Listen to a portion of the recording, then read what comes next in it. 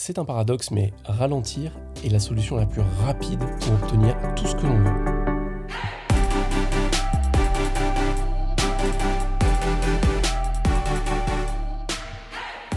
Ça fait des années maintenant que j'entends différents coachs que j'admire, notamment deux qui me viennent là à l'esprit, Rich Litvin et Michael Neill. Michael Neill, tu m'entends souvent en parler ici. Je les ai souvent entendu dire que le meilleur moyen pour atteindre tout ce que l'on voulait, pour aller plus vite, c'était de ralentir. Slow down to speed up, comme le dit très souvent Rich Litvin.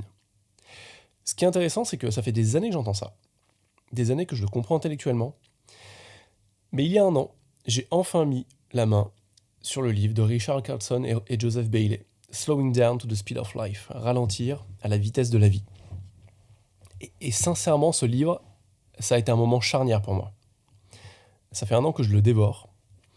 Et aujourd'hui, j'ai envie de t'en partager une toute petite partie.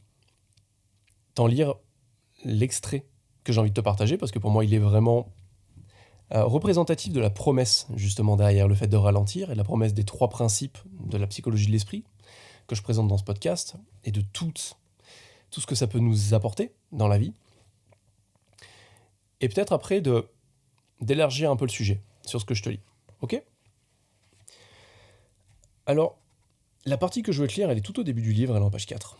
Donc, tu vois, ça commence fort, mais ça fait partie des lignes que je lis le plus de ce livre. Et le titre, c'est Unleashing Innate Human Potential. Ça veut dire déchaîner le potentiel humain. La santé mentale est une capacité innée qui est complète en elle-même. C'est le potentiel humain pour un fonctionnement psychologique sain. Estime de soi, créativité, perspicacité, sagesse, amour-propre inconditionnel, relations saines, motivation, humour, résolution de problèmes, optimiste et bien d'autres vertus. Elle repose en chacun de nous sous sa forme complète, attendant simplement d'être libérée. Vous pouvez penser à la santé mentale innée comme une ampoule de 100 watts, brûlant de manière constante. La lumière que nous voyons dans nos vies est limitée par l'ouverture de notre pensée à un moment donné. Nous pouvons vivre dans l'obscurité totale la plupart du temps et n'avoir qu'un aperçu momentané de cette lumière. Nous appelons ce flash de lumière une intuition, une prise de conscience, un moment de vérité, une expérience marquante ou un moment de bonheur. À mesure que nous comprenons mieux comment fonctionne notre esprit et notre vie, cette ouverture devient de plus en plus grande, exposant davantage la lumière de notre santé mentale innée. Bien que notre santé mentale fluctue avec nos humeurs et nos pensées, la source de la lumière que nous voyons reste, elle, constante. En mûrissant, nous réalisons davantage cette santé mentale innée dans nos vies. Le pouvoir de cette santé mentale innée est le potentiel humain illimité de vivre une vie heureuse et productive. Maintenant que j'ai terminé cet extrait, tout ça doit te paraître, alors, binaire, soit d'un profond bon sens, soit bien trop compliqué. Moi, la manière dont je le vois, c'est qu'effectivement, c'est du bon sens. C'est simple, on le sait. Mais parce que c'est quelque chose qui est au fond de nous.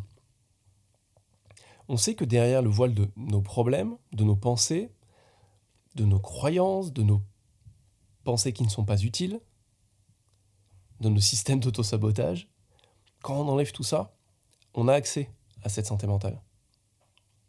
C'est souvent, et celle qui émerge naturellement quand on est en vacances, quand on est en bord de la mer, quand on est calme, quand on ne pense pas à grand-chose, quand tous nos problèmes sont derrière nous.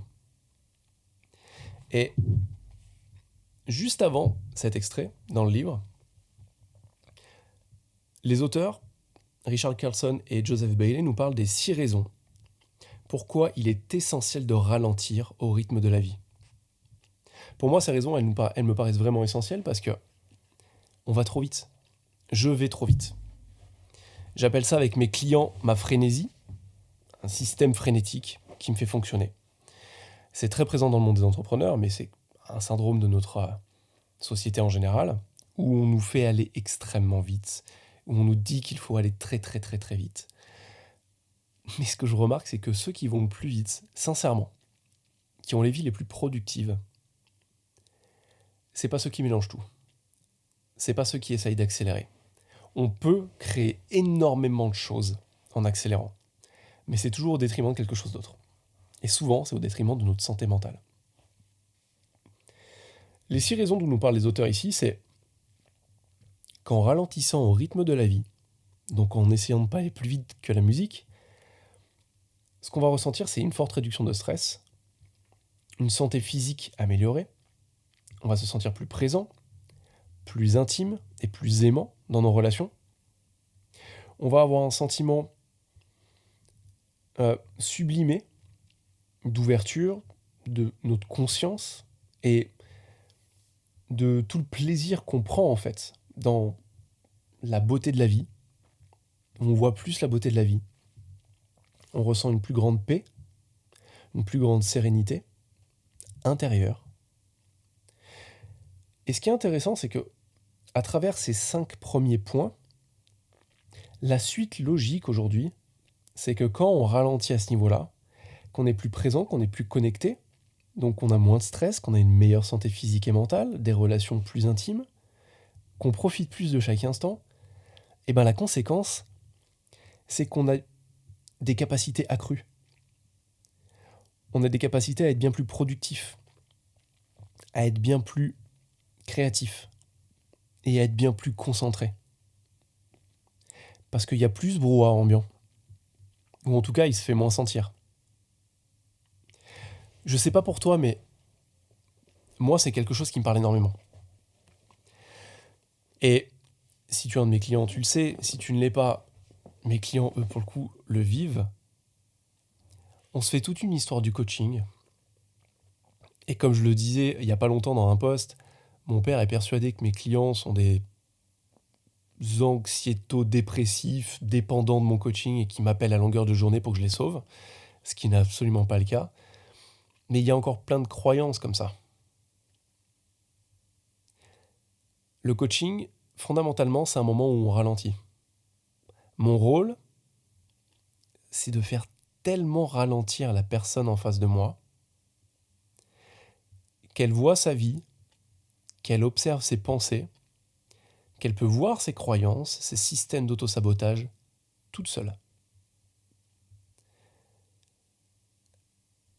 Il y a un excellent livre que j'aime d'Amir Karkouti, qui est en fait un livre simplement où il relate une expérience d'1 an de coaching qu'il a eu avec un coach. Et dans ce livre, il y a un chapitre qui m'a marqué. Je pense que c'est le plus marquant des chapitres que j'ai lus les dernières années et qui est extrêmement vrai et en relation avec tout ce que j'ai dit juste avant. C'est qu'aujourd'hui, à travers la multiplication des expériences de prise de conscience qu'on recherche à travers de la méditation, du yoga, des exercices d'introspection, des retraites spirituelles, des retraites sans téléphone, des retraites sans technologie, bref, tout ce qu'on nous propose à travers la mégatonne d'informations à la seconde qui est distribuée de manière gratuite et omniprésente, c'est qu'on essaie de nous faire prendre conscience d'1 milliard de trucs, qu'on prend conscience d'1 milliard de trucs, mais que ça n'a absolument aucun putain d'effet pour la simple et bonne raison qu'un insight, une prise de conscience, on doit lui laisser du temps, on doit lui laisser de l'espace, on doit lui laisser de la place. On ne doit pas se dire « Oh, tiens, j'avais jamais vu ça comme ça !» Et paf, on ouvre LinkedIn, on ouvre Instagram, on va checker ses mails et on passe à autre chose, en espérant que justement cette prise de conscience reste. Non, ça a été ma plus grosse erreur des dernières années. C'est de consommer les prises de conscience. Et après, j'étais dans un état de frustration énorme, et je constate cet état de frustration énorme chez mes clients, c'est qu'ils ont les connaissances intellectuelles de plein de choses, ils ont conscience de plein de choses chez eux, parce qu'ils ont pris conscience de toutes ces choses, mais ils n'ont pas agi dessus. Parce que au moment où ils ont pris conscience d'un truc important, ils sont passés à autre chose. Et moi, au moment où je prenais conscience de quelque chose d'important pour moi, je passais à autre chose. Les prises de conscience, elles doivent prendre place et être nourries, dorlotées, dans un espace qui est lent, qui est douillet et qui est fertile. Quand on est dans un mental stressé, anxieux, perturbé, frénétique, c'est pas un environnement sain pour la prise de conscience. Dans 99%, ça ne l'est pas. Donc moi, ces promesses, je les aime beaucoup. Et quand aujourd'hui, je vois justement tous les systèmes de productivité, d'organisation, de gestion du temps, d'amélioration de la performance, tout ça, que j'ai bouffé les dernières années, ce ne sont que des stratégies, des modèles, des méthodes, des outils qui ont leur utilité, que j'ai testé, qui fonctionnent, mais qui pour moi en fait sont des pansements, sont des outils qui ne vont pas à la racine. Alors que quand on se rapproche de sa santé mentale, en prenant conscience qu'elle est toujours là, quand on prend conscience au plus profond de soi-même de la vérité avec un V majuscule derrière les 3 principes de la pensée, de la psychologie de l'esprit, donc de la conscience, de l'esprit et de la pensée, et que ce sont nos pensées qui génèrent tout ce brouhaha mental, qui génèrent toutes les émotions négatives et positives dont on fait l'expérience, qui nous biaisent, parce qu'il y en a qu'on croit vrai, il y en a qu'on croit pas vrai, parce qu'on l'a décidé, ou parce qu'on nous a dit que c'était celle-là qui était importante. L'ancrage culturel, l'héritage culturel. Quand on prend compte de toute la véracité de ça, notre santé mentale, alors je dis pas que notre vie se transforme, on n'a pas tous ces expériences d'illumination profonde, ces expériences spirituelles. Moi, en tout cas, c'est pas mon cas. Mais prendre conscience de la véracité de ça, ce qui a commencé à être mon cas il y a 8 mois, 1 an, ça améliore les choses. Ça permet de ralentir. Moi, ça m'a permis de voir que ma vélocité que je pensais être mon plus grand atout était en fait ma plus grande stratégie d'autosabotage. Parce que dans la vélocité et la rapidité, il n'y a pas de prise de recul, il y a du stress, il y a de l'anxiété, on fonctionne au cortisol, à l'adrénaline, aux émotions fortes. On ne prend pas le temps, on ne laisse pas de place aux prises de conscience, on ne leur laisse pas le temps de fleurir, on ne leur laisse pas le temps de maturer.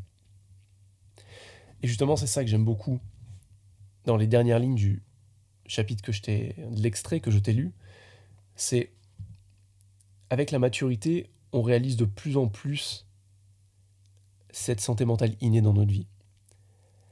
La bonne nouvelle, c'est qu'on n'a pas à attendre. On n'a pas à attendre d'être vieux pour être plus mûr, pour être plus mature. Cette maturité, elle est disponible maintenant. On n'est jamais